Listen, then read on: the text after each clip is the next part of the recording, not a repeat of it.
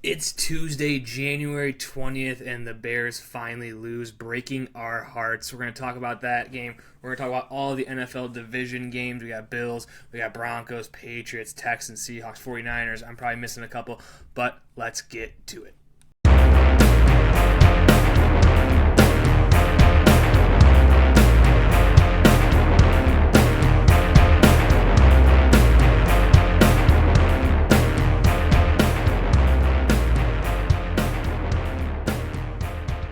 It finally happened, Alex. Iceman finally cometh. No comeback for the Bears. Well, kind of a comeback for the Bears. Just couldn't finish it. Couldn't cap it off. I don't know. I'll talk about how I felt after the game. So I was watching it.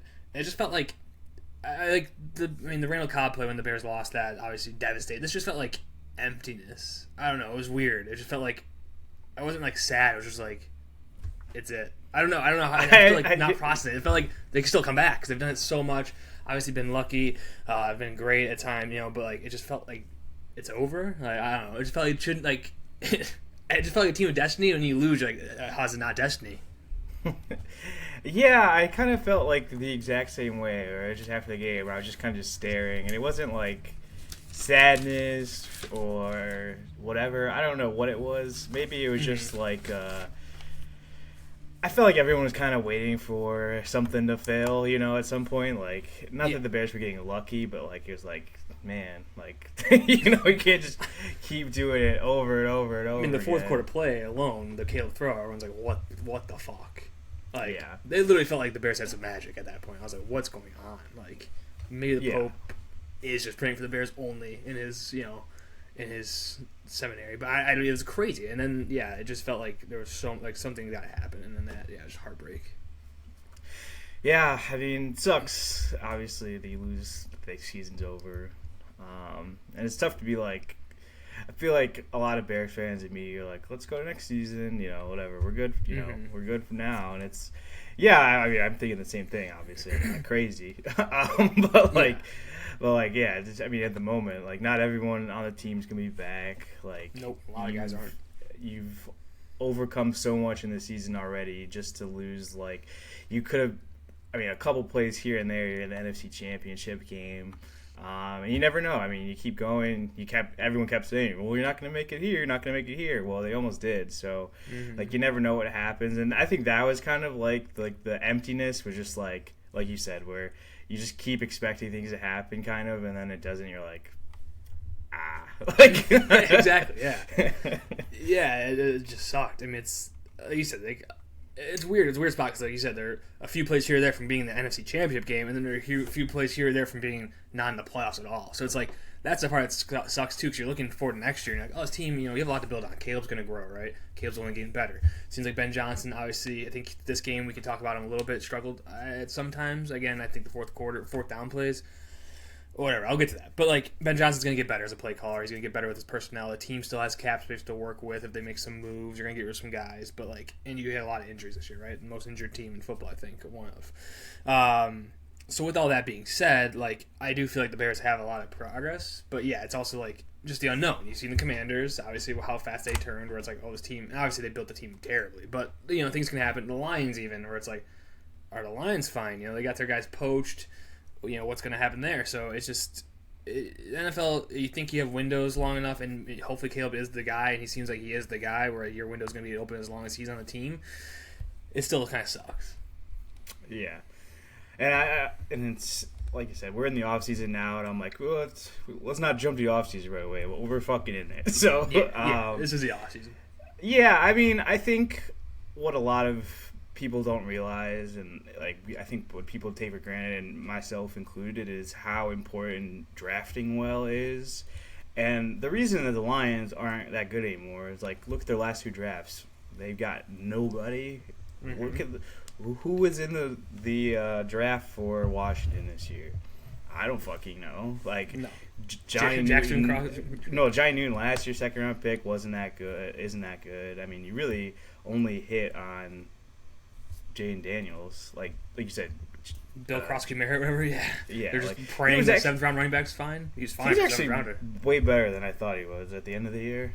He did have a lot of, I think he had like the most or something. It was like 20 yards, something different. But yeah, he's okay. But like, again, you're seventh round running back. I feel like we have one of those. Like, it's like, right. They're findable. So, yeah, and I was going to say, like, the Bears had a great draft this year, but you have to continue to draft well if you want to sustain success.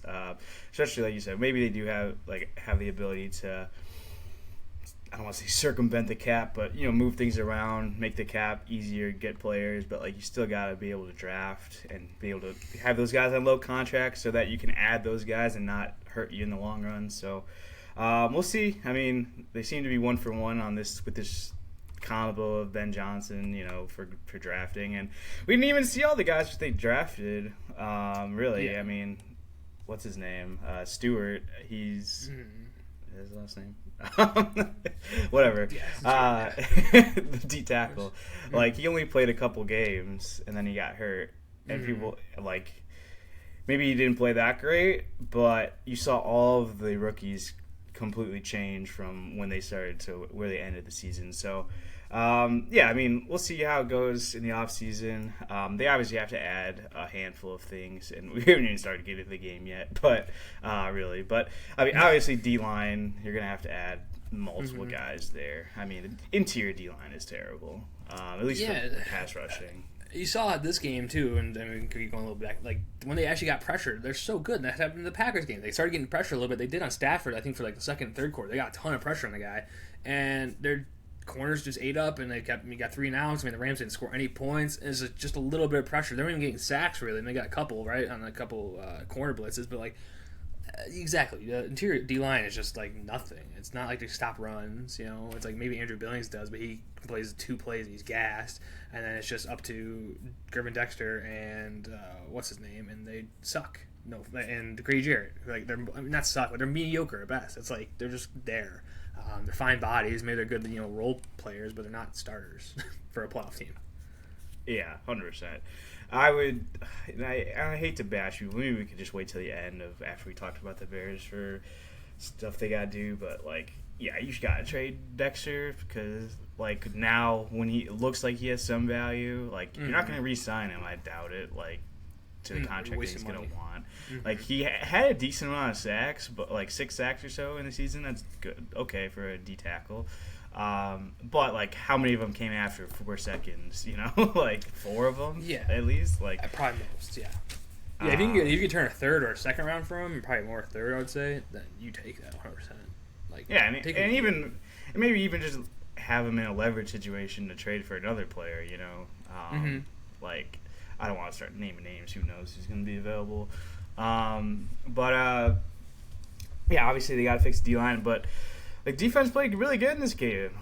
It's tough to point to them. Obviously, talking about what they need to do in the offseason, they did good enough. I mean, like you said, Stafford was pressured. A lot of it did come to the corners and safeties and stuff, but he still was getting pressure on him. He didn't look super comfortable. Like you said, the corners defended pretty well for the most part. Even some of the plays that they let up. I mean, the couple for Devontae Adams were just crazy catches. The one on the sideline in overtime was unbelievable. The one that should have been ripped out, but it was whatever. I don't. Yeah, I would have said it was a catch. Both are catches, I think. If we're going to talk to Bills, but that's a catch. It's funny. It's funny. I think I know it makes no sense. I really do think that the Bills one was not a catch, and this one was a catch. I heard someone say it. It was if there and I 100% agree with this. If he lost it at that moment, if there was no defender there, they would have never called it a catch. So the Bills one, the Bills one. So if it goes into the defender's hand, now it's an interception. I don't know.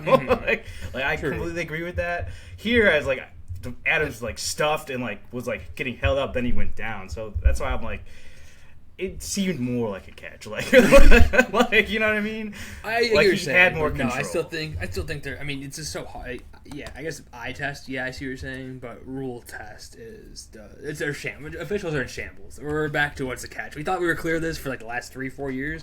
We got catch figured out. the football move. It makes sense. Apparently, it's back. So we don't know what a catch is. So that's gonna be tough for NFL to address. But yeah, I mean, going back to what you said, the defense, they played great. Like you said, they gave up 20 points to the Rams. Like, that's a good offense. Obviously, they're cold. But like you said, the only catches they had were like really big catches or screen plays that just weren't called for illegal picks. That happened like 5 times. And I couldn't believe it. The one was crazy. It was absolutely. I just remember the one was terrible. They ran the same play at least twice. It was Nakua just picking on the same guy. I'm like, well, that can't be allowed. Crazy. It's a smart play call, but I don't know how it wasn't called. And again, they didn't lose the game because of the refs. Because maybe they did a little bit. But yeah, defense played fine. I think it came down to Ben Johnson more so trying to. I think the defense did what they did the last time, where they showed they were dog shit in the first drive, essentially. That, it's going to be a long day, and then the offense has to make up for it. And then I feel like the Bears were just chasing that high the whole game. Where it's like, our defense is going to suck, and not realizing, hey, there's plenty of football left. Like, let's see if they can figure things out first. It just felt like that. And that's what they did last week against the Packers at first, where it was like defense was getting torched a little bit. Let's chase that high. Let's go for the fourth down. Let's not convert any of the fourth downs. And then once the defense starts playing good, it's like, oh shit, now we actually got where it's like, maybe this field goals would have helped a little bit. That's where it felt. Yeah, I'm conflicted on that too. Like, I agree. It's whatever. Maybe he should have kicked more, but like the one time where they scored a touchdown to DJ Moore, I was like, you gotta kick this, and they did it, and they scored, and I was like, I guess, like, yeah. So, like, sure. There's give and take there. I think maybe you end up with more points. I'm not really sure, but it's also, not true to say like the rest of the game would have played out the same way if they, kicked on a couple of those. So that's why I'm conflicted on all of like the kicking and maybe the play call was just bad on those plays. Honestly, some of them were kind of rough. You're like, what are we doing here on the fourth downs? The running game. I mean, every time where it was like 3rd and 1 or like 3rd and 2, 4th and 2, like, and it seemed like they were going for a run. And it was like an obvious run, like by formation. Mm-hmm. The Rams were kicking their ass. Like, I don't know why they kept going to run on those, and then. Like right at the end where Caleb they don't get that 4th down in the end zone in the 4th quarter.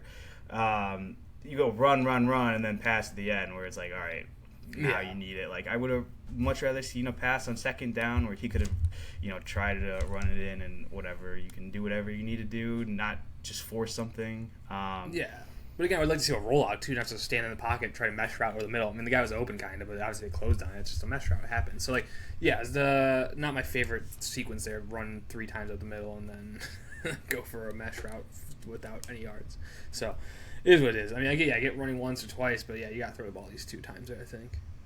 Yeah, especially, like you said, you have Caleb, who has been pretty good in the red zone, at least, like majority of the season they've run it in the red zone, but like Caleb really hasn't turned it over like in the red zone unless it was 4th downs. Mm-hmm. So I don't see why taking it out of his hands there, especially like he can run. Like, I don't get, like you said, roll him out. Like, they never call design run plays for him, which doesn't make any sense to me. I know you want to protect him, but like sometimes you got to call it just to keep the defense honest a little bit. Mm-hmm. But I don't know. We'll see. This is random. No one will know what I'm talking about, but I just saw your picture in the top right from when you joined. Hell yeah, I know. I saw that earlier. It threw me off. Yeah, it did. But yeah, so the game starts off. I mean, we can go through it. Bears get the ball first. Go for it on 4th down. Throw a pick. That drive. I mean, obviously, that's mostly on Rome Odunze, right? I mean, that drop was egregious.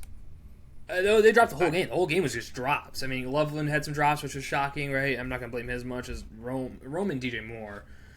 Boys. I mean, DJ Moore probably might be gone, honestly, at the end of the year. Probably not. But get in the lab and start catching the ball. I know it's cold out, but holy hell.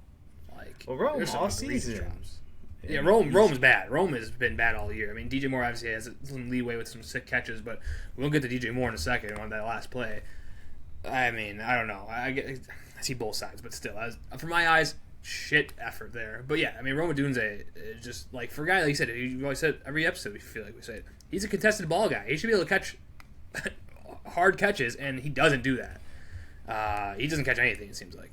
Can't catch a cold out there if he tried. No, it was bizarre. Especially like how good he was at the beginning of the season. Maybe not like with contested catches or whatever, but like I know he's got the ankle injury and stuff, but like man, you got like that first 5 games or so, you're like holy shit, like this guy's gonna be a superstar, and then he hurts his fucking heel and he's nothing, like not even hands, like I don't. Very disappointing season for him. And I don't know. I mean, we'll see what he comes back with next year if he's healthy and different player. I hope so. But yeah, I mean, the pass catchers really let him down this game out of everybody out of any position group. And yeah, we can go to DJ Moore, but real quick. But I don't know. I love Antoine Randall, but I mean, it's been a problem all season. These guys not being in the right spots, like miscommunications. I mean, whatever. Like, wow, they can't catch. Like, just look at the Patriots, and you'd be like, well, the Patriots have no weapons. That's what people say. Do you watch the fucking games? Those guys are making circus catches every week. Stephon Diggs.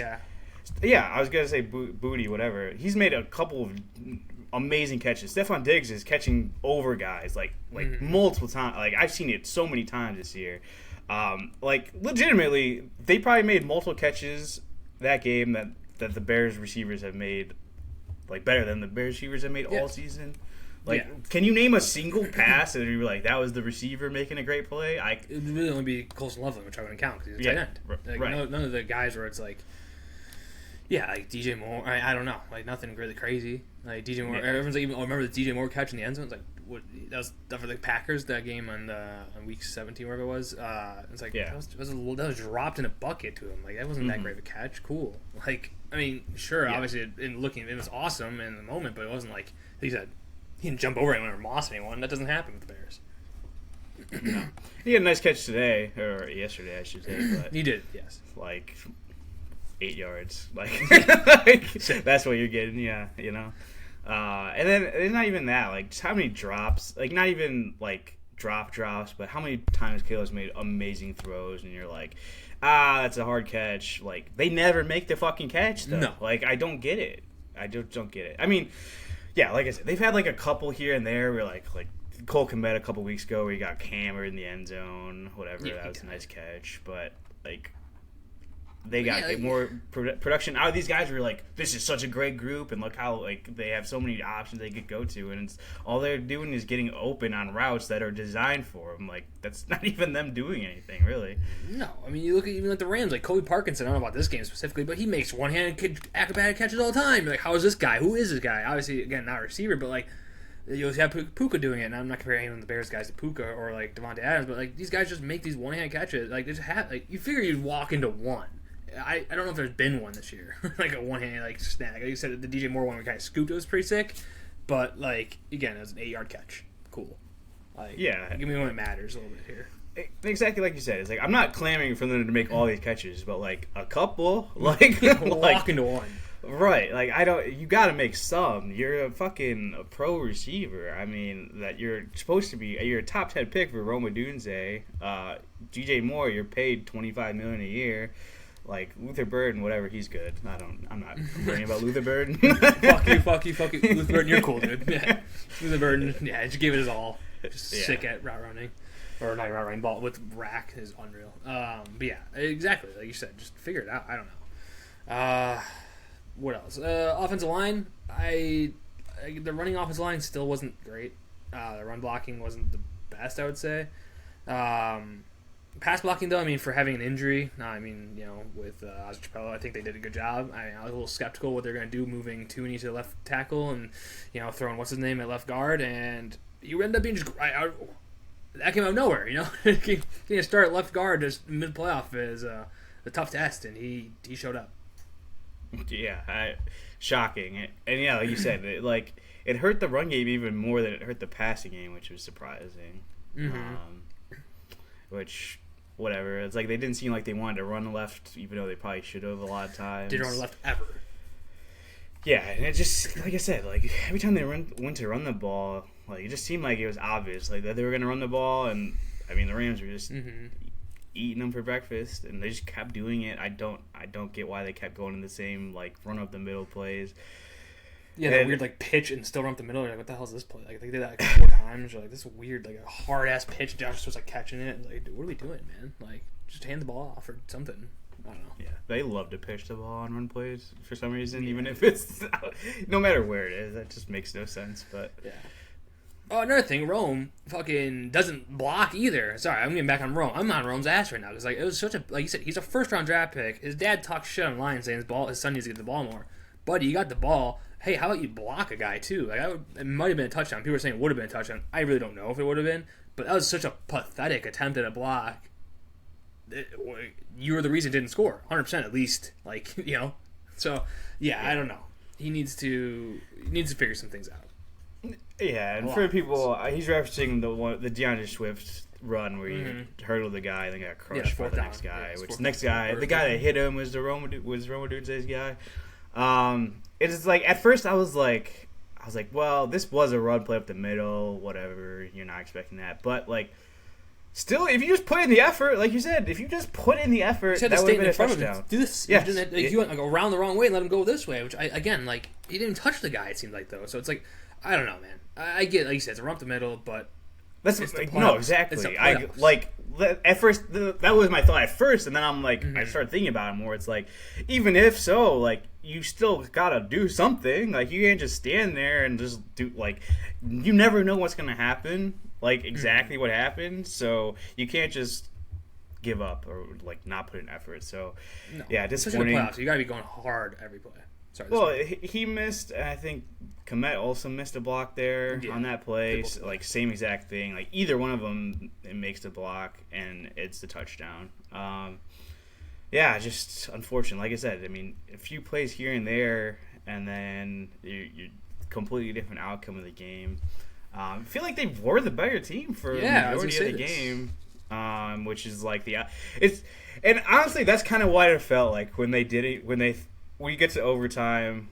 We'll finally get to this play where they throw an interception, but that's right at the time where I think part of it where you're feeling like where you felt nothing. It was like. You've been on the other side of that, like how many times where you're like, haha, like you thought you were gonna win and we won, like. So then when the Bears thought they were gonna win, you're on the 50-yard line after the Rams already had the ball.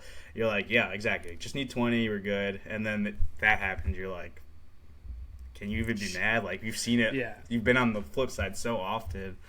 Where it was a nice pick too. It wasn't like some bullshit like Caleb bad throw or like a bobble or a bad route. It was just like. Well, it might have been a bad route, actually. But, like, it just felt like, that sucks. Like you said, just kind of like, damn. And then I had no hope in the defense. I'm like, this is it. Like, there's no way. This defense getting cooked for sure. It just felt like that. Like, it just felt like there's no way. But they did play well. It got to a 4th down and can't tackle.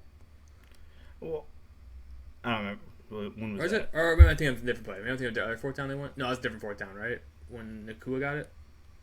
He bowled him over. They had him stop. That was a 3rd down. That's the play I was going to talk about probably right now. Maybe. Yeah, that's what I was going to say. It was you get him, it was 3rd and 6. You I'm screaming. Cody, my brother, can attest. I'm screaming. I'm like, why is there nobody up on this coverage right now? And then they fucking blitz! And I'm like, there's nobody even close. He just catches it easy and fucking just needs to get 2 yards or 1 yard after the catch. I'm like, this is what I was complaining about weeks ago, where they just let the completion happen and then like expected to just tackle, and it doesn't fucking happen. They're not a good tackling team. They're a pretty bad tackling team, actually. And even if you do tackle him there, it's what 4th and 1, 4th and inches, like. What's the fucking game plan? I could see it from a mile away. For sure Matthew Stafford fucking could see it from a mile away. I just don't.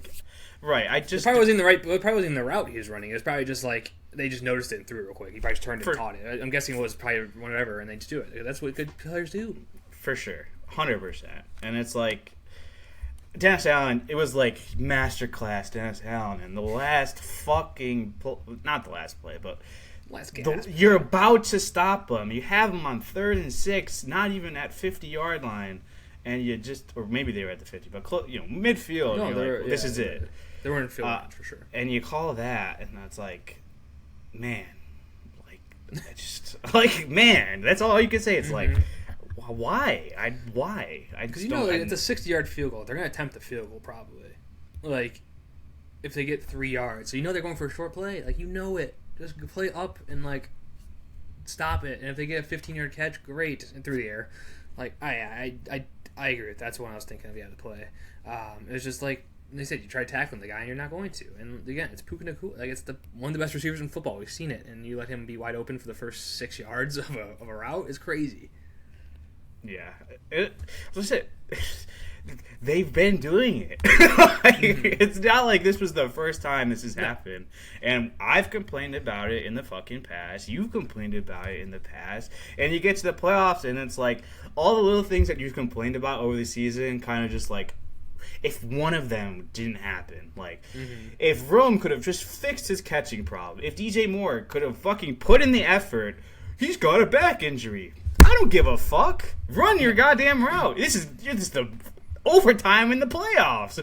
Like, you're going to start jogging? Like, I mean, Sam Darnold doesn't have an oblique, and Bo Nix broke his ankle and still played. Obviously, completely different scenario, but like, dude, come on, man. Get a shot and go out there. Or don't play it, which is fine. Like, if you're hurt, then sit out. I'm cool with it. Get someone else in there.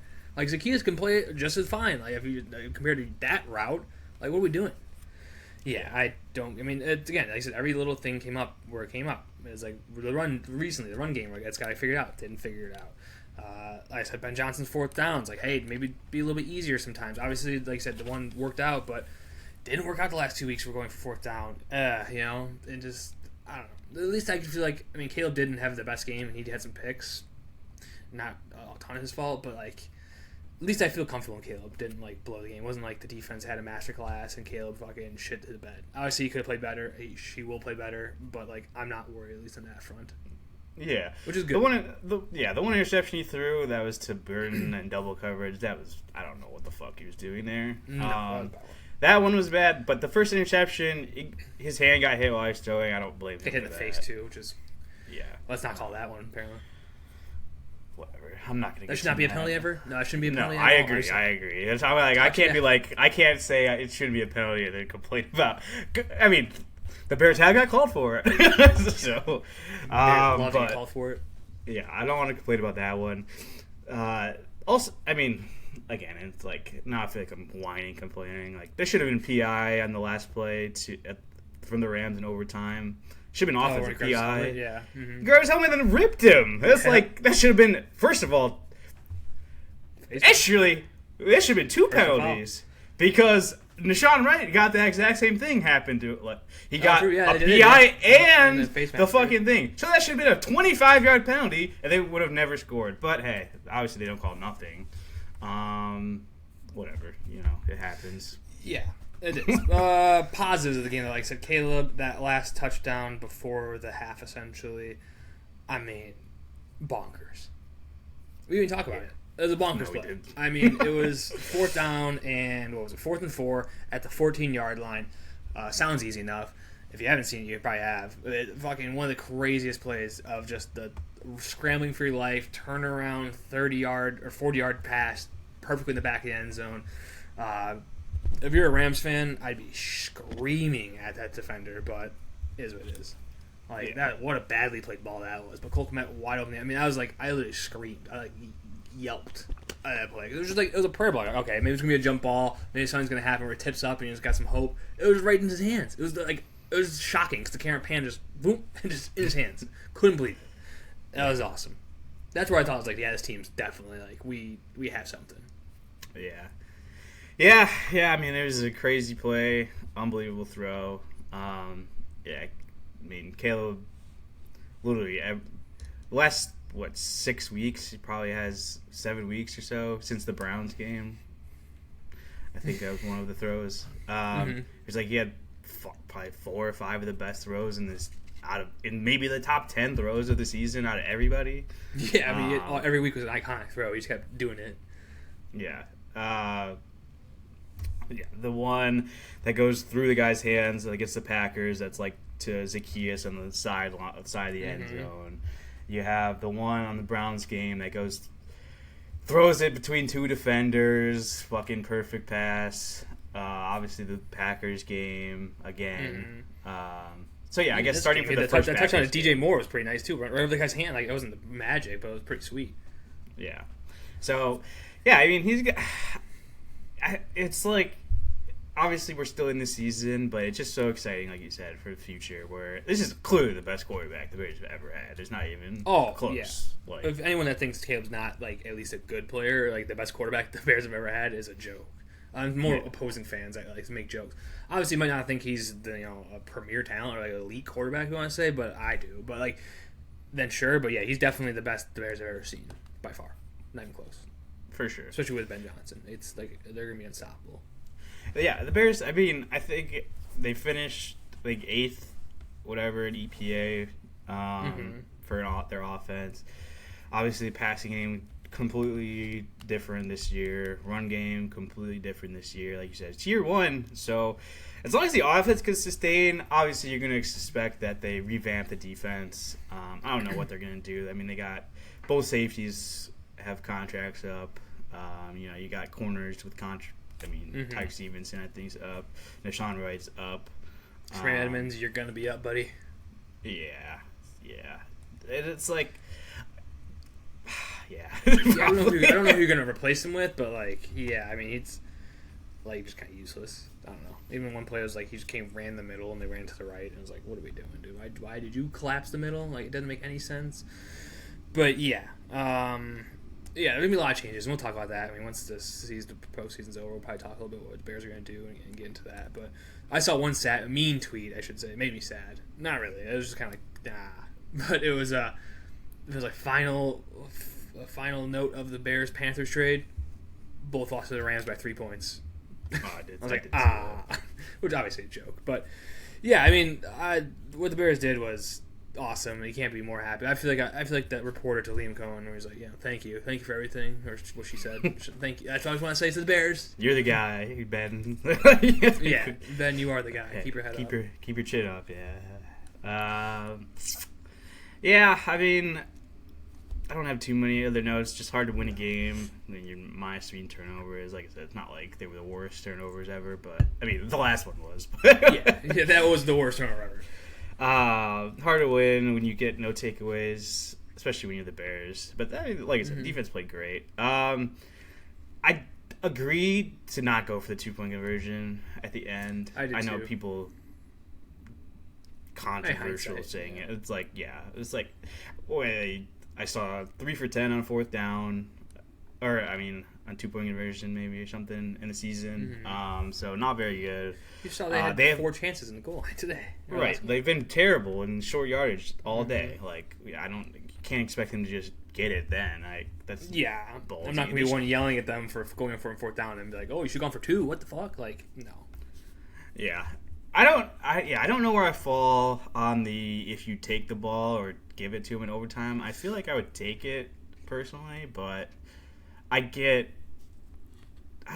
both sides. I get both sides for sure. I think you give it away. I don't know. I mean, because if they score, then you can go for on 4th downs and all that stuff. I think it helps, right? Isn't that the idea? Is like if they score first, for sure. 4th downs. The second idea is like, well, if you score, they match you, then you just score again and you win. You know. At that point, if your defense can't stop 2 drives, I'm like, all right, guys, we deserve to lose this one, you know? Yeah. But like the Bears, again, you can complain. I don't know. The Bears were just one DJ Moore shit route away from not losing the game, maybe. So like, it is at the end of the day where it's, I don't know. I don't think it was like the Bears' fault necessarily. Like, I don't think that was the reason. Was the coin toss? Yeah. No, I agree. But yeah, I know what people are talking about it. I don't know. It's you can say it every time. It's gonna be any time. It just depends on the teams. It depends. There's gonna be probably minimal correlation where someone's going to find something, but it's like 2-point conversions. Or like, oh, if you go for it here, you have a 58% chance to get it. And it's like, does that 58% chance relate to the Bears or does it relate to the Seahawks? Like, probably a little different in terms of those teams. It's not just a blanket 58% or whatever it might be. So, yeah, I mean, analytics are always going to do that shit. Try to find the next thing to talk about. Yeah, for sure. That's really it for me on this game. Like you said, I mean, we'll talk Bears postseason or off season at some point. But I don't know. I mean, just season overall, great season. I mean, they did way better than I expected, way better than most people expected, I would say. Like we been saying this whole podcast, like, it's exciting. Like, as much as, like I said at the beginning, where, people are going next year. I mean, that's all you can do as a fan. Like, you appreciate what we did this season, but, like, that's what we're looking to with next season, because I know the players are sad. You put in so much effort and everything, and, like, that sucks. Like I said, you're going to lose some guys from that locker room. Who knows who? But, like, at the end of the day, you had a great season, and, like, only one team wins.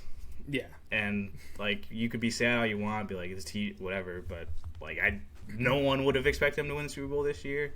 So yeah, I can't imagine the underdogs they'd be against Seattle as well. So like that would have been maybe a brutal game. But again, who knows? Like it's just like you get there. I mean, Zach Charbonnet tore his ACL probably, so like he's out for the season. So it sucks. It feels like you could have beat him. And Sam Darnold's still like hurt. Like we don't know, especially without that run game now. Like what they could do. But yeah, it is what it is. Like again, it's a great season. It's you're excited for next year. You're anxious. You're kind of like a little bit like not worried, but like you gotta get things right. You gotta hit on the draft again. You gotta get some players. You gotta fill out the D line. Make some moves. So it's exciting. It is. Again, it's the first year. I mean, this is the first year since I wouldn't even say that. Like you have a quarterback and coach. When's the last time they had this? Ever? And Cutler Lovey was they together? I was going to say that. Maybe. Yeah. Okay, cool. That's awesome, and that's sick. That's 15 years, 16 years. Like it's crazy. So yeah, it's it feels good to be here. As I said, now it's just they're still on rookie contract. Now it's time to go for it again. Yeah, and again, this is probably just hopeful talk, which I love to have hopeful talk. But I think just after seeing this year from outside perspective, I think a lot of people gained respect for the Bears. I'm talking about like players too, and I think players are going to probably want to play for Ben Johnson. Like you've seen, I mean, Jesus Christ, what's his name? They traded for him, but he was like fucking C.J. Gardner-Johnson. No. Well, oh my God, I can picture him. The right guard. I almost said Darnell Jackson. Oh, Jonah Jackson. Yeah, Jonah Jackson. Darnell Wright's fucking brother. That's why I was like, I said Darnell Jackson. Darnell Jackson, dude. Jonah Wright's definitely like a pastor, like like a Montana pastor name. He's like, I'm Jonah Wright. Nice to meet you. Here's the word of God. Like, thanks, Jonah. Yeah, it definitely does. Continue your Jonah Jackson. But like, you see Jonah Jackson, like LA fans are this guy fucking sucks. Whatever. Like, what a terrible trade. And then the dude's basically borderline All-Pro.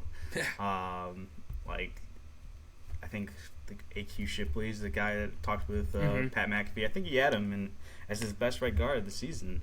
Really? So like you have guys like that. You have guys like you said, C.J. Gardner-Johnson, who's off the scrap heap. That's probably going to get a big payday now from his play. Nashawn Wright, like just every like guys that they picked up. DeMarco Jackson. Yeah, DeMarco Jackson. Yep. Like they're gonna get paid, and it's like a bunch of guys that are probably, I don't want to say nobody because they obviously had whatever, but like people are looking real down on them, and now they've changed.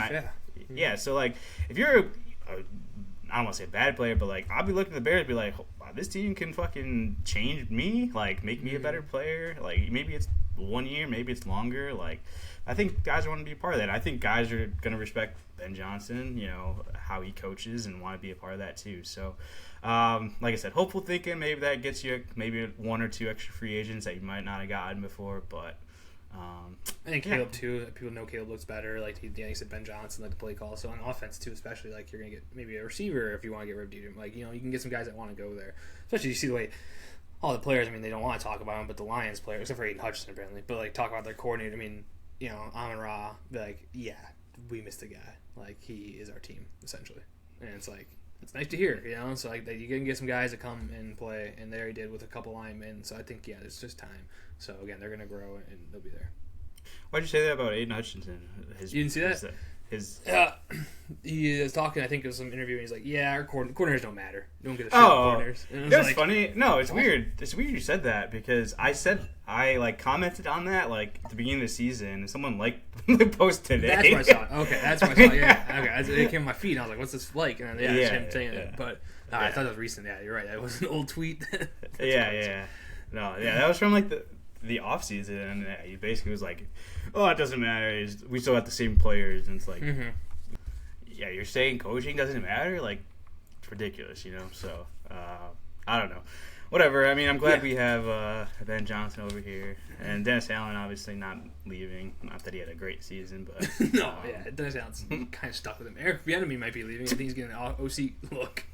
Yeah, and I was gonna, to be fair, like, as much as we shat on Dennis Allen this season, and not like he's the most healthy guy, but, like, Kyler Gordon...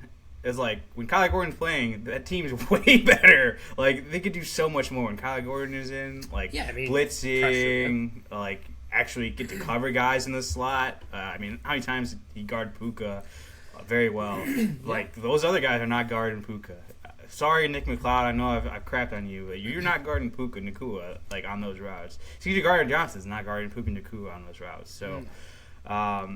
If he's healthy, like I think their defense looks a lot different, but at the same time, obviously, you still got to get pass rush. Yeah, I mean, you held Devontae Adams to 0 catches in the first half. You held Puka Nacua to 56 yards for the whole game. Like, I mean, that's a win. It's a win for the defense. The defense played awesome. Offense obviously got to pick some things up, but yeah, it's again, you're happy with this team. So, but yeah, that's all I got. We can move on to the other NFC game. Saturday, we had San Francisco taking on Seattle Seahawks, and Rashid Shaheed returns a kick, and that's the game. Yep. And that's all you gotta say. It's the game. 7-0. No, it ended up being 41-6, an absolute ass pounding from the Seahawks to the 49ers. Seahawks have to be the best team in football right now, right? Yes, of course. Everything is week to week, so I'm not gonna be like I don't think you were or anything, but yeah, not guaranteeing that they win. But yeah, they look the best for sure. I mean, like you said, and I mean, instant kickoff return touchdown. Their special teams is gotta be the best in the league at this point. And then, yeah, you start the game off that, and then the 49ers do like a pitch to Juszczyk on 4th and 1. It was terrible. They don't get it. Was it the CMC pitch? Yeah. They ran wildcat pitch, and it was like CMC just was like, or no, Juszczyk was like, fuck it, just tossed to CMC at the last second. CMC got crushed. It was like, sick. Yeah. So yeah, after that, the floodgates were just like, all right, this game's over at this point. I mean, it was already over. They didn't even score 7, but like, no, it was literally wire to wire after the first 20 seconds. But yeah, like you said, I mean, Sam Darnold, we had question marks going in. Is his oblique hurt? That came out of nowhere randomly, just injured oblique. I was like, damn, dude, 49ers are gonna wall. I was actually hoping the 49ers, that was the case. The 49ers would win. If the 49ers would have won, this Bears loss would have been way more devastating. But yeah, it ended up being Sam Darnold's fine. It's Kyle Shanahan's blaming Tortorella or whatever it is. So it's like, okay, dude. Sorry, your players actually have career-ending injuries, not just minor ones like an oblique. The power station, you know. And yeah, and Sam Darnold actually he didn't have to do much. Like I said, they got the kickoff and just decided to hand the ball off to Kenneth Walker a billion times. And Zach Charbonnet looked like a dog until he didn't. And yeah, big win, pretty easy. Zach Charbonnet looked like a dog until he tore his ACL. Yeah. 5 carries and then boom, shakalaka. But that was Kenneth Walker. Kenneth Walker had 20 carries. Like, fuck I was gonna say, I love the. Just like, as soon as Charbonnet is gone, Ken Walker's like, oh yeah, well, giving me the ball is a good option.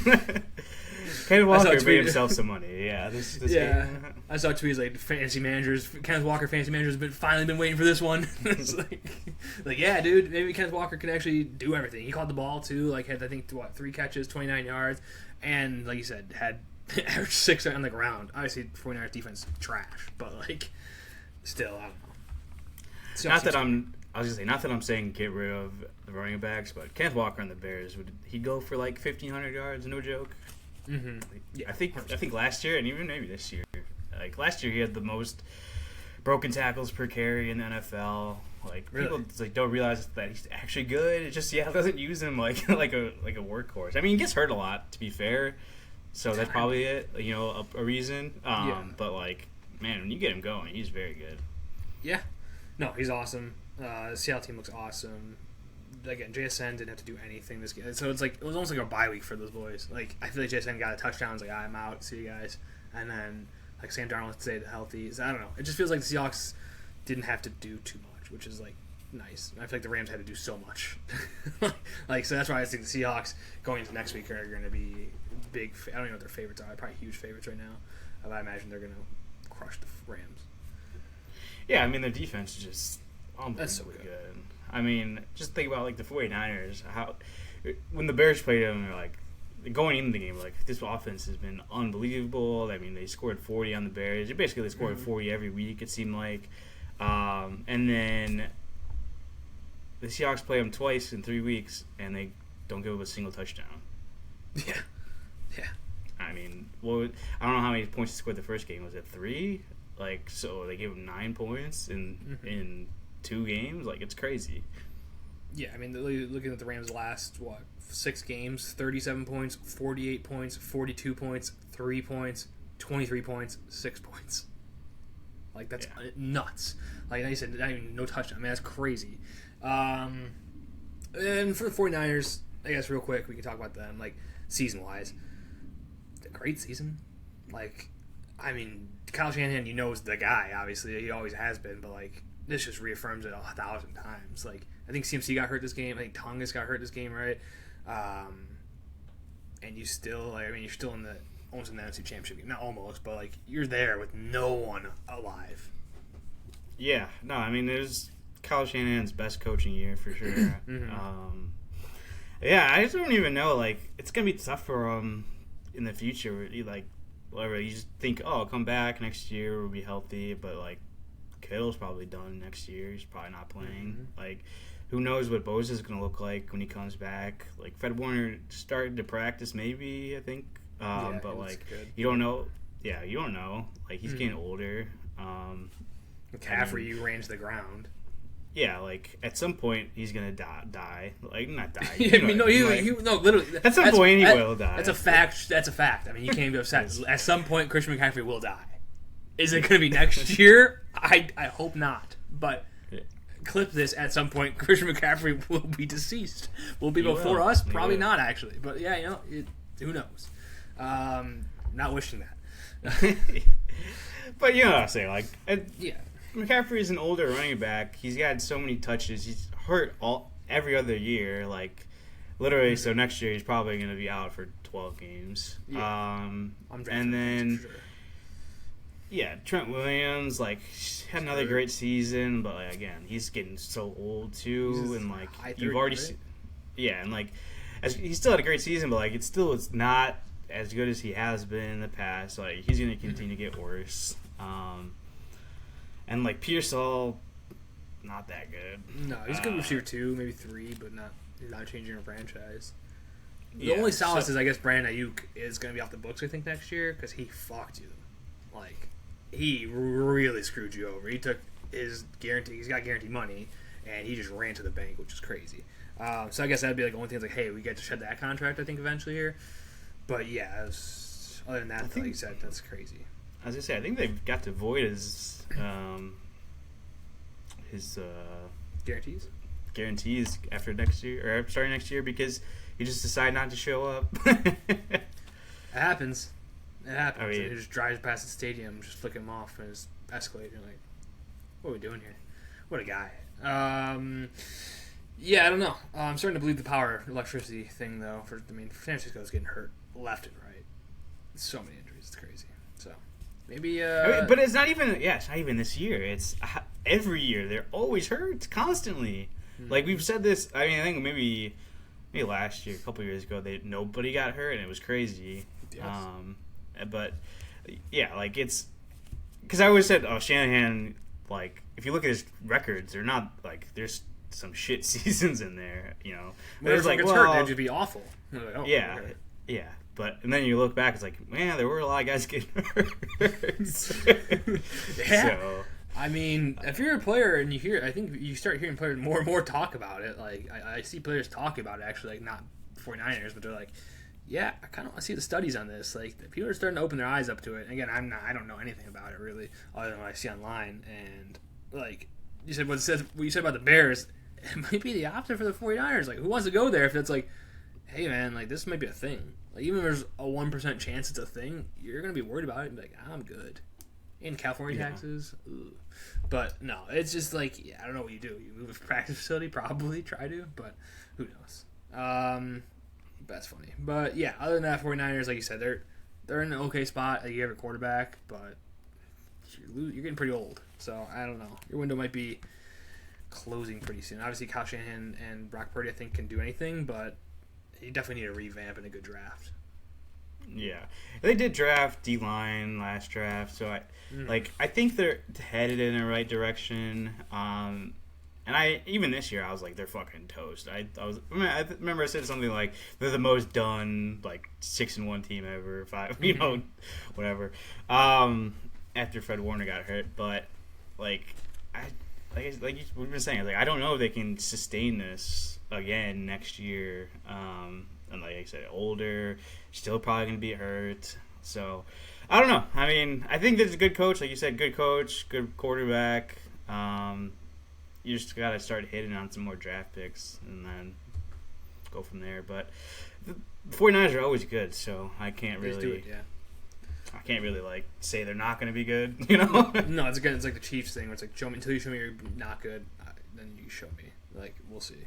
Again, this was the first year where everyone got hurt, and like you said, I mean, Shanahan had bad years and people get hurt, and he didn't. So it's like, if you can do it, if you can do that, what else can they do? They had Mac Jones start 4 games, and they were 13-6. More than that. Yeah, probably 7 games. Yeah, and they're 13-6, which is crazy. So, yeah, 49ers again. I don't know if their window's closed, but it's just they're in a weird spot. I feel like they're in the closing loop. And then we already said Seahawks. Yeah, I mean, Seahawks Rams is going to be a good matchup. Excited for that one. I mean, another part 3 on the way. As long as Sam Darnold's healthy, I don't see why the Seahawks don't win. We'll talk about this game it's episode, but yeah. It's I don't know. They've played so close back-to-back games where I think it just could go 50-50. I'm leaning Seattle, but I'm only 55-45. They're 2.5-point favorites only, so it's not like they're big favorites. So it's interesting. I thought about this. If the Seahawks win, how iconic will it be if I said they're going to be the biggest losers in the beginning of the year? I thought, it's funny. I literally thought that the other day. I was like, we got to pull this back up. Yeah, I knew that clip up, dude. Most disappointing team, Seattle Seahawks, I said. I think that's what I said. Right? My biggest bust. Yeah, it's going to be a tough one. It's going to be a tough one to swallow. All right, what game do you want to go with now? You want to go Saturday still, or you want to go Sunday AFC? Let's go Saturday. Then. All right, Saturday was the better game. We had an overtime thriller. We had Bills at Broncos. Josh Allen, buddy, stop running the ball like it's a loaf of bread. I don't know who to blame this game. I want to blame Josh Allen. Well, breaking news first out of Buffalo: Sean McDermott gone gas. See ya, Sean. He's probably downtown New York at the 9/11 Memorial right now, saying his prayers. That was a low-hanging fruit joke. We'll move past it. Yeah, I don't know. Buffalo, I mean... It would have been better if the Giants' job was still open. Could have had something there. But, yeah, no, I got it. Do you think anyone's regretting, Kevin Stefanski just signed with the Falcons? Do you think he's like, damn, I should wait, an extra 6 hours? Shit. You probably rather be at Buffalo, right? No, for sure. But, do you get hired there? I don't know. Even, Harbaugh. Harbaugh. That's not. It's if I'm Buffalo, why would you go to Harbaugh? Yeah, makes no sense. Yeah, you couldn't get Lamar to the Super Bowl. You think you got Josh Allen here? Come on, man. I know. I was literally thinking, I'm Buffalo is worse than the Ravens as a roster. I would say so. Yeah, Buffalo's just a better offensive line, and I guess the quarterback's the same. That's about it. Yeah, run game's same. So maybe I don't know. Maybe Stefanski's fucking. There's the Belichick dude, the little write-off. See you, dude. 1 week, I'm out. Goes over. Yeah. Sick. Yeah. Love to see that. I mean, yeah, I don't know. It's gonna be a good job, whoever gets there, and whatever. But back to the game. What do you got for me, Alice? My first thing I put, Bills are in Groundhog season, not Groundhog Day, Groundhog season. Every season's the same. It's just an infinite loop. We make the playoffs, we win a game. Make it to the next game, go to overtime, and then lose. I think I saw a stat. It was Josh Allen's had 7 overtime games in the playoffs and lost all of them. or something like that. I think he's That's had the ball. absurd, dude. He's had the ball 6 times where he could win the game and hasn't scored. No, maybe it was he's had the ball 7 times. They've scored 3 points or something, or 1. And it was they had the ball 6 times where they could have won. They didn't score a single time. That's fucked. Yeah, so That's tough. they keep doing it. The same thing. It's the same thing. It's Groundhog season. But I mean, yeah, it was a weird game. I mean, just turnovers, like you said. The Josh Allen fumble at the end of the first half was egregious. I don't know what the fuck he was doing. He just threw the ball backwards. Yeah, I don't know. It made no sense. Yeah, I mean, he was throwing interceptions. The offense has still played well, I think, despite all the turnovers. Broncos had some fumbles. I don't remember if the Knicks had picks or not. But they had some. Yeah, Bo picks for sure. There's one. Yeah, I think there's both good game plans for offensively wise. I would say, like I said, just infinite turnovers. It felt like Knicks did play well. I would say. I think he made some pretty good throws in that game. Where I was like, maybe I shit on you a little too hard sometimes. True. Yeah, he did look pretty good. He looked really good. Yeah. And then I mean, Denver. They probably could have just won in regular time. They scored. I don't know. They threw a shot to the end zone with less than a minute left when they didn't need to, and then let Buffalo just go and score a field goal to go to overtime. Mm-hmm. Then you get to overtime, like I said, you don't score, whatever. And then 2 PIs for the Broncos. I mean, the Bills committed 2 PIs against the Broncos. The first one, ticky-tacky, I'd say. Yes, very ticky-tacky. If it's a regular season game, I'm not complaining that hard. In the overtime, the playoffs, I'd be fucking livid if I'm getting that penalty. But the second one, for sure, was a penalty. Oh, it's when he grabbed his arm and tackled him. Yeah, if you were complaining, dude, that one was definitely a penalty. Yeah, I don't know. I feel like they're going to change that rule actually soon. I don't know if they will ever, but I feel like it might not be a spot foul much longer. I don't know. I think that's something where hey, let's make this 15 yards, just because it determines. Yes, that was definitely a penalty. Ooh, that one was definitely more catchable, but there's some where it's just that wasn't catchable at all. I think it was one of the Bears ones. It was what are we doing? And it was wait, or maybe I don't know if it was the Bears one. It might be a different one. But it was way underthrown. You're dude, this should not be. And we've seen it where you just underthrow a ball and the guy gets run into. It's that's stupid. So, and if they're gonna call it, sure, call it, but make it a 15-yard penalty or something. So I don't know. Yeah, just give me the caveat. If receiver stops and comes back, or like you said, 15 yards. But if it's something else, all right, spot foul. Yeah, yeah. If it's he's trying to purposely do it. So that's gonna make things even more fun. But yeah, committing to 2 PIs or 3 PIs, whatever it was, and the overtime does not help but win and easy field goal. Bigger news though, Bo Nix just breaks his ankle. Fuck the Patriots, man, dude. Fucking what a fucking. How could they just have the easiest path of all time? You have the most success in the world for any team in my lifetime for any sport, and then you get this, whatever. It sucks for the Broncos. I mean, J.K. Dobbins' window got open. He might come back for this game. Cool, dude. Can he throw the ball better than Jarrett Stidham? Probably not. What if I told you Bill Belichick drafted another playoff AFC champion quarterback, Jarrett Stidham? Whoa. Tom Brady, Jimmy Garoppolo, Jarrett Stidham. Jimmy Garoppolo, I think is he still on the Rams? Yeah, he's still on the Rams, dude. So, hey. Mac Jones is there too. Mac Jones was in the fold a little bit. Holy shit. Yeah. Bill's coming back, dude. Wagon. Bill's coming back. Yeah, Patriots are just so fucking lucky. I mean, the Patriots deserve to win this game. We'll talk about it in a second, but man, Patriots are just lucky. Anything else from this game? Bo Nix, yeah, he's fine. Like I said, he looked good. James Cook is that boy. He's still just a dog. I love James Cook so much. He's so good. He had a bad fumble, which that was a terrible fumble he had. But I don't know, I still love the guy.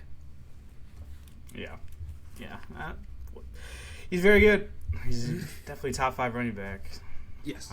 People don't give him his flowers, but I guess for the Bills, you already did what you're gonna do and fire your coach. Shocked by it? I mean, we said it. We talked about it, but we didn't even say didn't even give analysis there. Yeah, I saw a thing. I think Parmatake talked about it, but I saw a tweet before. I didn't listen to that show. It said 36 coaches have won a Super Bowl of the 32 that were hired after the start of the Super Bowl. Here's a breakdown of like what job they won, their first title. So like basically saying what year in their tenure did they win the title on Super Bowl, their first title. So first year head coach, there's 4 of them. Second year head coach, 8. So that's the most. Usually most coaches win their second year. First year head coach. Does that include new? That's anyway, new teams. right? New teams. I think new teams. Okay. Yeah. Not First year, like new head coaches. No. First year in a new team. Okay. So it could have been Pete Carroll, but no. Sure. Third year, 4, still there, and then fourth year, 7, really good, still, And fifth year, 5. So all those are good. 4, 8, 4, 7, 5. Then after that, 6th year, 1, 7th year, 1, 8th year, 1, 14th year, 1, which is I think Bill Cowher. Again, obviously that's a little skewed because coach can usually get fired if you don't win in 5 years. Sure, but with that said, Sean McDermott, he's been there for 9 years and hasn't won a Super Bowl. Hasn't made it to the Super Bowl. Yeah, it's like, is it going to happen? I don't know. Again, you got to change something, like we said. Like we talked about Harbaugh, talked about Tomlin. Something's got to change eventually. And I think Sean McDermott was a good coach, but like I don't know, find something else. Get Josh Allen. I mean, Josh Allen's developed. It's not like a coaching change is going to he's already had a bunch of different head OCs. You'll figure it out. Speaking of former OC, did you see? No, Brian Daboll, dude. There, he's interviewing for the head coach job. Yeah. Yes, can't wait for that one. He's not getting it. Please God, don't give Brian Daboll that job. He's gonna get it. Yeah. It's either gonna be him or they're gonna promote Brady, Joe Brady. Yeah, probably. That's what makes sense. Did you see the tweet by the Bills? The press release they did. So they said in the first 5 words of it, I think they said like Coach Sean McDermott did instead of admirable, they said Coach Sean McDermott did an admirable job. They misspelled admirable. So they had a typo in the first 5 words of their thank you firing note on Twitter. So yeah, I don't know if I trust the Bills' football operations to get a coach that can't spell admirable. Well, who knows who that was? Yeah, type that in. Yeah, probably ChatGPT. Probably the chat get after it. But yeah, so again, I think. Well, bad news though, Kyle Shanahan in 9th year. But yeah, I think you make this move, and then hopefully you get the right guy. But again, Stefanski would have been perfect in my opinion. But yeah, I don't know who's left in the carousel. Like you say, you don't bring a Tomlin, and you need an offensive grader who can get things done and make this offense even better. Because I just feel like they're stale, and they don't have a receiver. They need a receiver for sure. Khalil Shakir can't be your number 1. He's a great receiver, but he can't be your number 1. Keon Coleman can suck ass. You get him off the team. I don't know. The Bills, again, it's their groundhog season, like you said. It's a perfect analogy, or a perfect metaphor. Like this is who they are. They're just a team that loses to the better team. Not even. I don't know if they're a better team. They just lose to a tragic game in the playoffs. Yeah, and the people they're like, oh, poor Josh Allen, and it's like. As much as we were like, this isn't the best roster, I think it's still a good roster. Like they have their offensive line's insane. Unbelievable offensive line, like you said. Their defense is pretty. I mean, they have a good D line. I didn't even remember Bo Nix just throwing that pick to the D lineman straight at him. Yeah, I was like, right to him. What was that, dude? Like they have a good D line. Like the secondary is not bad. Like it's not like a terrible roster or anything. It's a pretty good roster. But it's just like the blaring thing is you have no receivers, and it's like you said, I know you tried with Keon Coleman, but the worst part is that you had Stephon Diggs at one point and still didn't work out. So I don't know what is going to happen. But like Stephon Diggs, I don't know. Like get someone else. I feel like receivers want to go there. Like why would you want to go to play for Josh Allen? I don't know. I got the man, dude. Stephon Diggs, maybe similar personality. Uh-oh. Come on, can you think of him? Real quick. 5, 4, 3, 2, 1. No, I don't know. DJ Moore. A.J. Brown. Yeah. A.J. Oh, you'd be nasty with Josh Allen. He's got to get traded, right? Like, he has to be. Yeah, for sure. But I don't know what you get. Like, he already said I think he asked for. Saw reports that he asked to get traded 3 times during the season. How many times can you ask to get traded? It's too many. Like, it has to be 3. I think 3 is the limit. 2, like, you can be like, hey, week 5, like, hey, can I get traded? You're like, no, man, we're going to hold on to you. And then, closer to the deadline, you're like, hey, dude, can I get traded? 3 times before a deadline? The deadline's like week 12. And no, it's like earlier. I feel like it's earlier, isn't it? It might be 10. That's even worse. It's like 3 times. You're asking for a trade every other week? Well, to be fair, it's like I asked for it. They don't do anything. I'm like, hey. Yeah. How about that trade? He's pinging Howie on Teams. Did you see my email? ? Yeah. Putting something on the calendar. He's like, hey, I got my 2 o'clock on Tuesdays open, Howie, if you want to trade me. And he's like, no. He's like, decline. Did you see this guy from that team? Like, he would make a great fit. A great swap for me. He's watching Howie, sees his red go to green. He's like, hey, I see you're available. Can you chat? He's like, yeah, 1 second. Run to the restroom in between meetings. And he's like, sorry, I got caught in another one. I'll call you back. And you're like, God damn it, dude. He was back. I was in the bathroom. You weren't there. Howie's like, I'm blocking this number. No, but yeah, A.J. Brown would be a good fit for that team. But either way, though, like, I don't know. You need a good coach. Coach and receivers, give me that. And I think the Bills team, I don't think they're going anywhere. They're still going to compete. You have a harder team now with the Patriots, who we're talking about in a second, who are going to, they're going to be competing. Like, that division's not easy anymore, so that sucks for the Bills. But wild card wise, you should be fine. Division wise too. They both should be competitive moving forward. Yeah. And then, real quick, Broncos chances before we go. Or did you have something else you want to say? You said looked like Broncos chances without Bo Nix. What do you think? I mean, we'll intertwine this with what we're going to talk about in a second, but not good. No, their defense isn't good either. I don't know what happens to their defense being the best of all time. It's like they're getting thrashed left and right now, I feel like. Against the Bills, don't get me wrong, but like besides that Chargers game where they did dominate and only gave up 3 points, I mean, they still, like, I don't know. I just feel like they haven't been that lockdown defense, awesome, crazy. What they're going to do is just like they've been good. Yeah. And good's not going to get you into the Super Bowl. It's not like the Seahawks defense where I think they could take over a game. I don't see the Broncos defense right now. Yeah, and they're going to have to. And I guess we can move to the Texans and Patriots. 8 turnovers total in the game. That's crazy. I just felt like, I mean, both offensive lines not good. No, that did not play well. Horrible. Especially the left side of the Patriots O-line, Will Campbell and company getting torched. The entire O-line for the Texans getting torched. I mean, C.J. Stroud was not good either.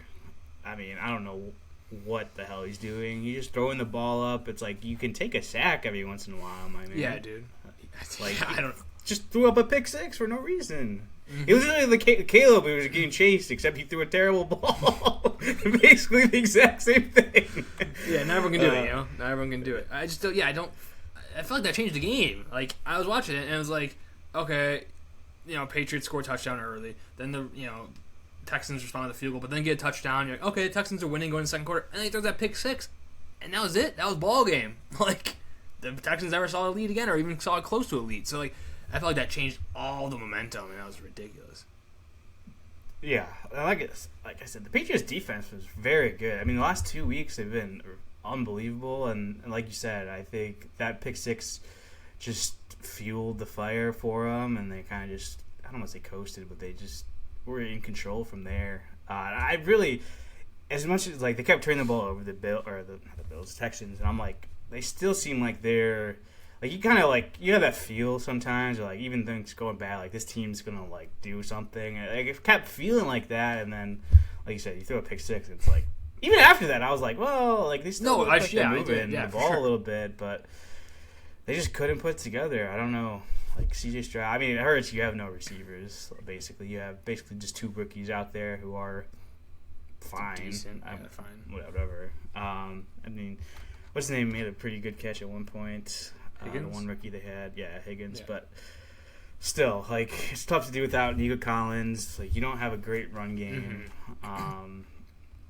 And for the Patriots, like, I don't know. So hard. I hate to say it with Drake May, but like I trust their defense way more than their offense at this point. Like, their offense did not look that good. No. And obviously it's the Texans, but, like, you're gifted so many turnovers, you can't take advantage of it. I think they had 5 takeaways and only scored 7 points on them, for that. So, they were turning the ball over. The run game wasn't great. And like I said, the receivers are making great catches sometimes. That last touchdown was unbelievable. It was a Keyshawn Booty, right? At the one in the end zone? Yeah, it was a sick catch. Nasty catch. And yeah, you said people were making plays. I mean, yeah, but that's even scary. Like, if you can play that shitty on offense and, like, your defense can take over. Like, the Patriots, we knew they always had a good defense. I think we've talked about it. But, like, if they can step up like this and, like, take control, I mean, they can definitely handle the Broncos. And who knows what they can do. I mean, it's just crazy that they're... I mean, dude, Bo Nix getting hurt is crazy. But, yeah, I don't know. It's going to be a fun one. I still think that. Yeah, I'm leaning Patriots now. I would have led Broncos, but Patriots, I wouldn't say they're getting lucky, obviously, because they didn't get lucky this game. They dominated defensively, and this is a good team we talked about, the Texans at least. And, yeah, they showed up. So, got to give the Patriots their flowers. Obviously, they've had an easy schedule, but they're still winning these games. It doesn't matter. These are playoff teams they're beating. So, you can always talk shit or make jokes, but either way, they're still winning. No, for sure. And it's like at some point, like you got, like you said, you got to give them props. But it's like still, it's like I don't know. Like it is. The Texans just played so bad. Like it wasn't even like the Patriots were doing anything. Like I don't get it. It was just bizarre. Same thing. Chargers. Justin Herbert. I mean, Justin Herbert a little bit different because their offensive line. Both teams' offensive line sucked. I don't know. Maybe the Broncos have a better offensive line, but they don't have Bo Nix. I don't know. Unless you can run, like I said, J.K. Dobbins and what's his name, R.J. Harvey to the ground, but like. That's pretty stoppable eventually. So I don't know. It just seems like the Patriots are destined here. But yeah, and then hopefully the Seahawks. I guess Seahawks or Rams. I think is going to be the winner here. I think the NFC, whoever comes out of that, it's going to take it. Yeah, I agree. I don't really have much else about this game. Texans 0-7 in Divisional Round as a franchise now, so that's cute. Mm-hmm. Wait, I almost said it's huge. I almost said that's cute. You say cute. I heard cute. That sucks if you're a Texans fan. I mean, they've been there so often. I mean, not like they've been a franchise for a long time. 2002 is when they started, and so like to make it 7 times in 23 seasons, that's pretty good. And then different regimes too. I mean, it's not like Deshaun Watson was a couple times, been this team now a couple times, different throughout. Like it's like spanning over time, or just like different coaches every time. So yeah, I don't know. It sucks that they just can't put together. I just remember Deshaun Watson doing like a first down celly when they're down 21-0 against the Colts in like the fourth quarter. I don't remember that. That's hilarious. I was like, that's when I knew I hated Deshaun Watson. I was right then. I was like, what are we doing? Like Chase Claypool, and he was like, first down. Like, dude, it's a fourth. It's a 2-minute drive. What are we doing here? It's funny. Deshaun Watson, what a joke. What else was I gonna say? I was gonna say something. I don't know. In Texans, again, I don't know. You need offensive line help ASAP. Like, I don't know where you go. Like, again, receiver. Nico Collins is a dog. You probably need another receiver, but you have some young guys could progress. Like, I wouldn't go too hard on a receiver. I don't think you need one. Run game, maybe you bring a running back, but I don't know. They definitely did get a running back, in my opinion. Obviously, I mean, O-line, number one, obviously, for sure. But I don't think Willie Marks is the number one kind of guy. Nick Chubb's had a good season, but, like, you can't trust him for next year. I mean, Joe Mixon, I guess, is back, but like, are you gonna trust him? Probably not. Like, he's back actually. Well, I mean, I guess he could retire, but like, he's not gonna play. He's out for the whole year with an injury that no one knows. I don't think he's like, hey, I'm back, dude. I mean, so Michael Jordan, I'm back after the season. Like, he could come back anytime. If he is back, he can't be good. That's what I said. You can't trust him. This gotta be. I think this is a team where Ken Walker probably lands, honestly. If not the Bears, Ken Walker would be good here. Or unless the Bears somehow got rid of DeAndre Swift, I could see him landing here too. Hope not, but yeah, I think he'd be really good here. So I think that's where they'd fall. Or they draft a guy. Breece Hall would be dog. Yeah, he'd be good. He'd be really good here. But yeah, I don't know. They have a lot of things, and running back's not their biggest concern. The offensive line needs to be revamped bad. Yeah, so the problem with a running back, you look at the O-line and be like, I don't want to go there. Yeah, Breece Hall ready to run behind the Jets at that point. He'd be like, I'm just going to stay here, bud. Like, we got this figured out. Yeah, that's that game. I mean, the Patriots should be the favorite. I mean, I'm picking Patriots over the Broncos now, probably. I think they're like 5.5-point favorites or 6-point favorites. I think it's like the biggest favorite in in championship game history, which is crazy. I think the Bears were like one of the biggest underdogs and like home underdogs in history of the division round. I think it's the biggest home or away favorites in championship history and conference history. So yeah, makes sense. I mean, how many away teams are 5.5 point favorites? Not many. So yeah, it's gonna be Jared Stidham season. Gun to head right now. Who you got in the Super Bowl? Like winning? No. Who you playing? We're not talking winning. Oh, like Seahawks, Patriots, and then Seahawks, like you said. I mean, I think that's got to be most people's at this point. I think 90% of people will be picking the Patriots. I think 70% of people will be picking the Rams, the Seahawks. Yeah, I agree. This is a lot of Super Bowl rematches. The only one that wouldn't be a rematch would be Denver versus Rams, but you got Rams, Patriots, Seahawks, Denver. A lot of rematches of the 2010s. So that's true. Epic. No, I'm just kidding. And then if the Broncos and Rams both win, I'd be shocked, and that would be the worst Super Bowl of all time potentially. And all the Super Bowls kind of suck. I was gonna say, no matter what, if the Broncos reach it, it's gonna be the worst Super Bowl because you got to imagine they get stomped in the Super Bowl without their quarterback. Yeah. But who knows? Maybe Stidham just lights the fucking world on fire. I mean, it happens time to time. You've seen guys come in and just do good for a handful of games. So, again, the defense no. The defense can play like the defense should play as they did in the beginning of the year. Yeah, he can win. Again, am I betting on it? Absolutely not. Am I counting on it? Even less. Yeah, I don't know. That's about it. At least we'll see some good football. It's not 10-degree weather like it is right now outside. 5 degrees out. It looks like both games are in the 50s. 15 wind chill. Dude, I got smoked by the wind today leaving work, and it was like I walked outside, I was like, oh, it's not bad out. I was like I walked out the building, like, cool, and I walked around the corner where the building wasn't protecting the wind anymore. I was just like, right in my back, dude. I just got drilled. Yeah, it was tough. It was a tough one, but we're here. We're making pods after work, so good stuff. But yeah, it's our NFC. It's our NFL divisional recap. Anything else? I mean, we said football news: Charbonnet, torn ACL. We got all the coaches, right? Stefanski. I think we mentioned Stefanski. We didn't. I don't think we said he went to the Falcons. Yeah, I think he barely said it, but yeah, he's in the Falcons. So Falcons coach on the Falcons, part of the Falcons. Is he as a coach on the team? Would you say Ben Johnson's on the Bears? Maybe. No, I don't know. I don't think so. with the Bears, right? With the Falcons. Yeah. Leading the Falcons for the Bears. Yeah. How about baseball? Where it's like he's a manager, not a coach. Get it right. Okay, dude, relax. Well, I was gonna say the GM on the Falcons are just along for the ride. I mean, they haven't hired their GM yet. Yeah, I don't know. I mean, same thing as like the Bills. Like the Bills kept their GM, and he's like, if you look at the Bills drafts the last few years, you're like, who the fuck are these guys? Like, Bills have not drafted very well. Obviously, O-line, they've gotten guys and big pieces, but like, you see the Keon Coleman's of the world. You see some other tight end. You're like, who are these guys getting drafted for overall or first round picks? So not that. And just when you say James Cook, good player, but it's like they drafted running backs 3 years in a row because they couldn't get it right. It's like running back's the easiest position to hit. Yeah, you could at least ride one guy, and they're like, "No, we can't do this, dude." And they finally got their guy, and they're like, "Maybe we shouldn't pay him." Like, we gotta pay him.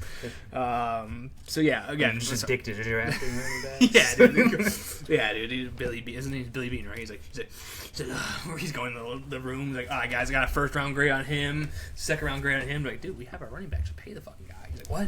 No, I got a 3-year rollout plan of running backs. I think it's Brandon Bean, isn't Billy? Oh, Brandon Bean, yeah, Billy Bean, Moneyball. Yeah. Yeah. He probably did too. They're probably converting together. Cohorting. But yeah, the Falcons, I mean, it's a good hire, right? I think you're going to get the most out of Penix now. I think Stefanski is tough, though. Like, now you got to hope Penix is the guy. You don't know if he's back week 1. I assume he will be, but who knows? I think you're just back in the same spot almost. Like, but instead of having an unreal defense, you have an unreal offensive weapons. I don't know. It's not the best area.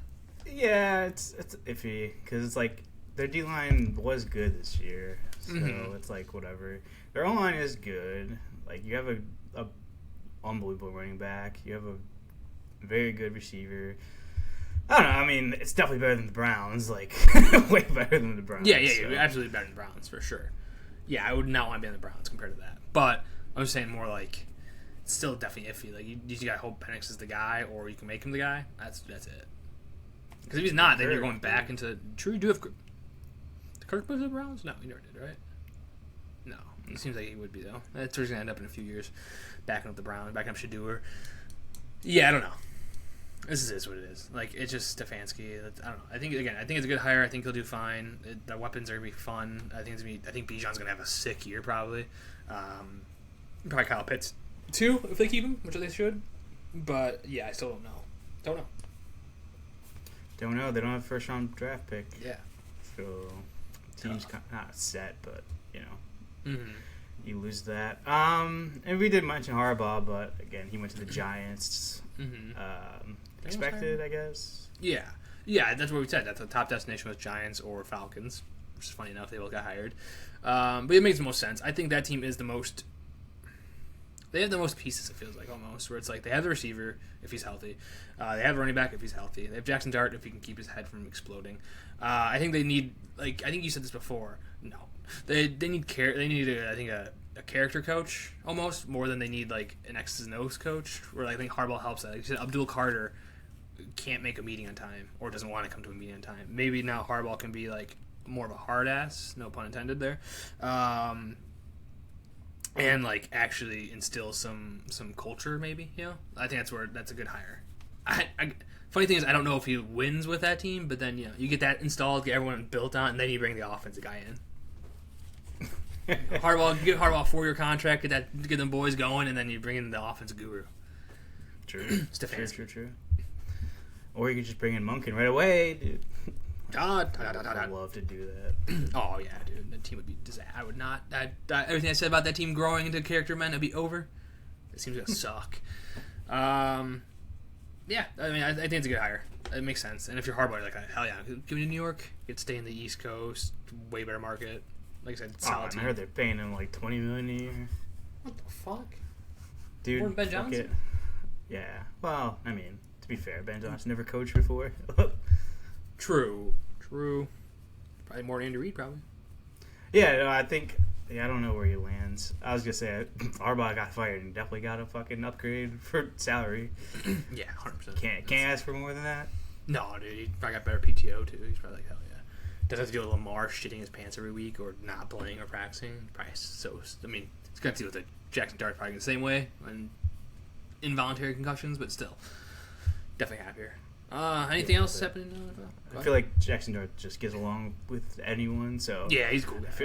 Yeah, I don't know. Lamar's probably cool too, but well, yeah, but it did seem like they were getting along at the end, No, absolutely no, definitely not. Anything else happening in the NFL? Any other coaches? Nothing hired yet?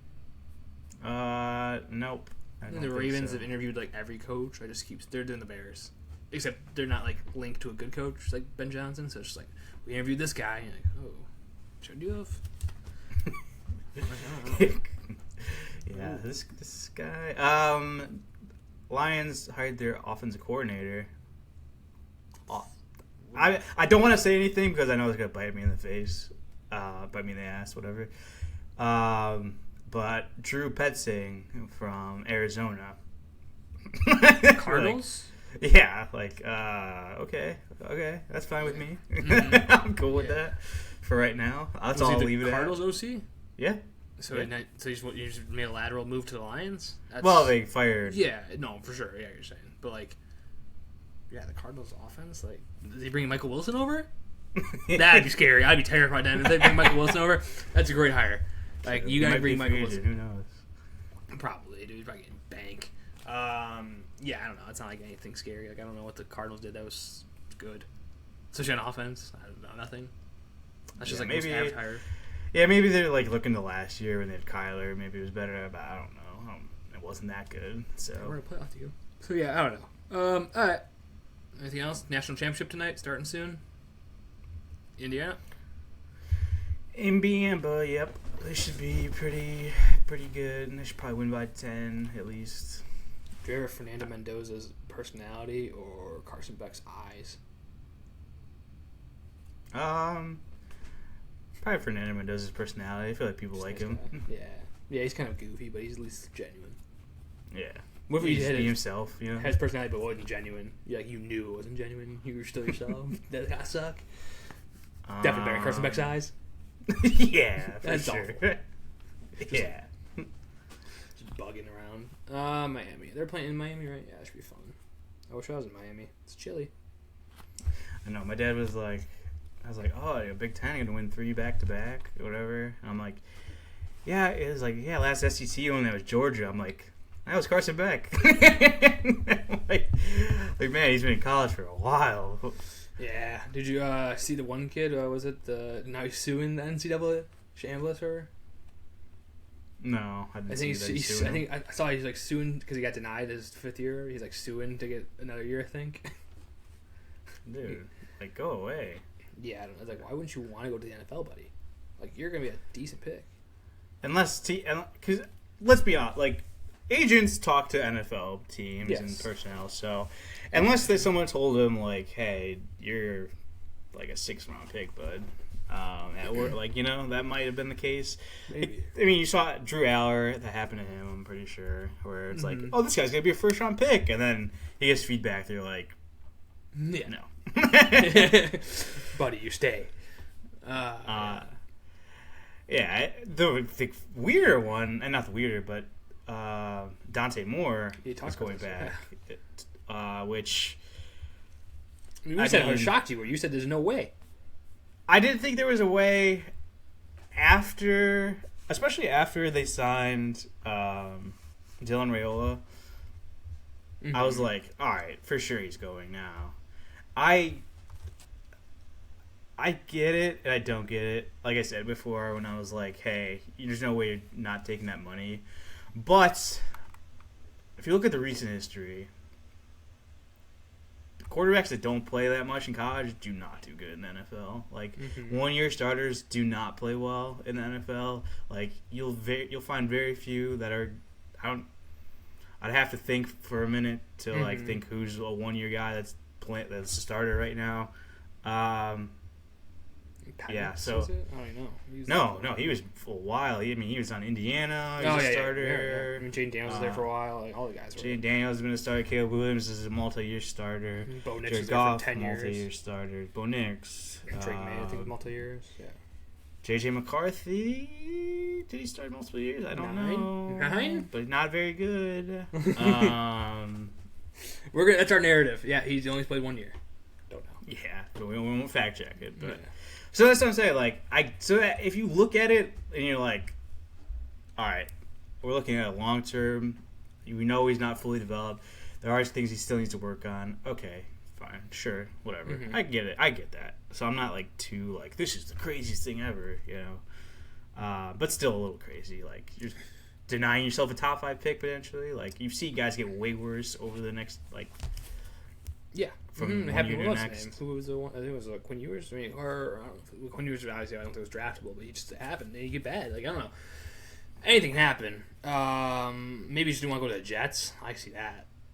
I don't believe I'm that. joking. I know that people have been saying it. I don't believe it. Because, like, do you want to go to the Raiders? No. Like, the Raiders are... When was the last time they've had a good quarterback? Fucking... Rich Gannon. Right. 23 years ago? Cool. Derek Carr first season. He broke his leg. Yeah, they have a terrible offensive line. At least, if you're the Jets, like, they have their tackles, and I think at least one, like a few offensive linemen in place. You got Garrett Wilson. Like, that's a much better spot than like Ashton the Genty down there. Courier. Yeah, Ashton Genty, Brock Bowers, and an angry Matt Crosby. Yeah, And Colt Miller. Yeah. Good luck. Yeah, I don't know. I mean, where a team you're getting drafted, it's like the Shador thing. Where a team you're gonna get drafted by is gonna fucking suck. Like, you can't really choose where to go unless you're like an average quarterback. Like, unless you get like lucky like Lamar or even I guess not even Drake May because they're terrible. Like, I don't know. You gotta get lucky.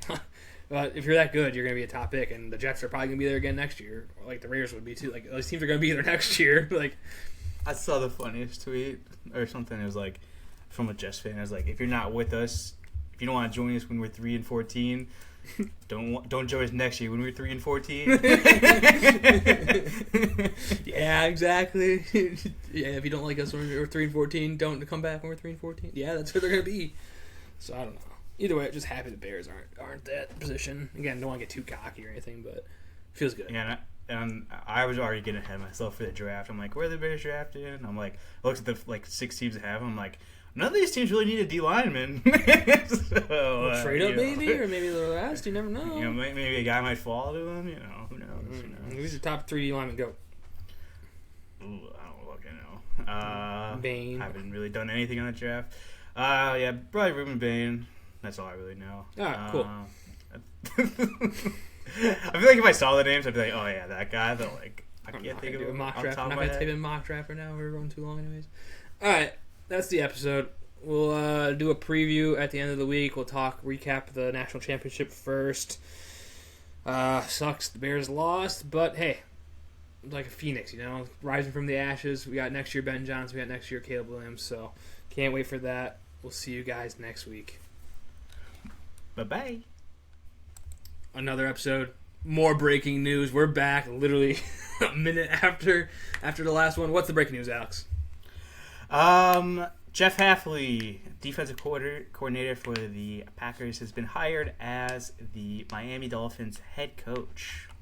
Has been expected in the last days. He was the favorite, but now official. I don't know. I mean, I feel like the Packers defense has been good under him. Yeah. So it's a big loss for the Bears' sake, at least. I feel like Dolphins. I don't know Hafley's personality. I'm assuming they're going opposite of McDaniel. You go defensive guy, like probably hard nosed a little bit. Like I said, I don't know if that's true or not. I'm just assuming. But yeah, I mean, he's been interviewing for a handful of head coach jobs, not like just Miami. So it seemed like he was going to get an offer somewhere. And yeah, Miami needs to completely revamp their defense. I mean, offense, Terrible. you can say what you want about them, but like whatever. They're at least somewhat competent. Defense is so bad. Yeah, it'd be a power move if Hafley just walked up in the podium and started vaping. Power move, he's like, I'm here. Nothing's changing.